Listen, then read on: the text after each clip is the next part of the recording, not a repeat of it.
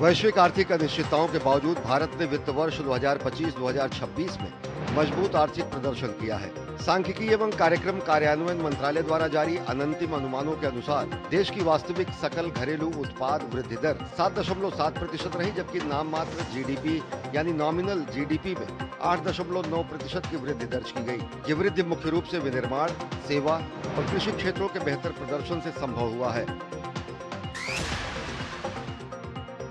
भारतीय अर्थव्यवस्था ने वित्त वर्ष 2025-2026 में 7.7% की शानदार विकास दर दर्ज की है। प्रधानमंत्री नरेंद्र मोदी ने भारतीय अर्थव्यवस्था की तारीफ करते हुए सोशल मीडिया प्लेटफॉर्म एक्स पर लिखा, भारत की विकास की गति मजबूत बनी हुई है। उन्होंने बताया कि वित्त वर्ष 2025-2026 में 7.7% और वित्त वर्ष 2025-2026 की चौथी तिमाही में 7.8% की जीडीपी विकास दर हमारी अर्थव्यवस्था की मजबूती, सुधारों की सफलता और 140 करोड़ भारतीयों की कड़ी मेहनत को दर्शाती है। हम ईज ऑफ लिविंग और ईज ऑफ डूइंग बिजनेस को और बेहतर बनाने और अपने युवाओं के लिए अवसर बढ़ाने में कोई कोर कसर नहीं छोड़ेंगे।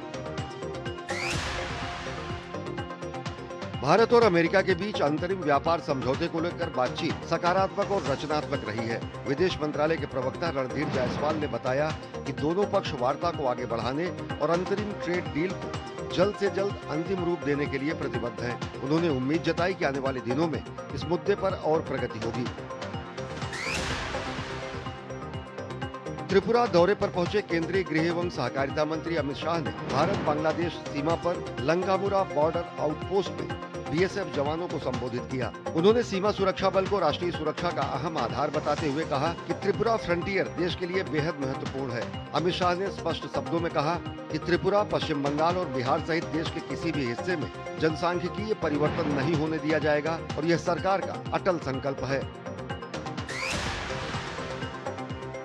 केंद्रीय माध्यमिक शिक्षा बोर्ड ने अपने पोस्ट रिजल्ट सर्विसेज पोर्टल पर हुए सुनियोजित और जटिल साइबर हमलों के संबंध में दिल्ली पुलिस की intelligence fusion and strategic operation IFSO unit में औपचारिक शिकायत दर्ज कराई है। बोर्ड ने मामले की विस्तृत जांच और दोषियों के खिलाफ कड़ी कानूनी कार्रवाई की मांग की है। CBSE के अनुसार यह पोर्टल 2 जून 2026 को शुरू किया गया था ताकि कक्षा 12वीं की बोर्ड परीक्षा में शामिल छात्रों को उत्तर पुस्तिकाओं के सत्यापन, अंक पुनर्गणना और पुनर्मूल्यांकन जैसी परीक्षा पश्चात सेवाएं उपलब्ध कराई जा सके। बोर्ड ने बताया कि पिछले 3 दिनों के दौरान पोर्टल पर बार-बार साइबर हमले किए गए।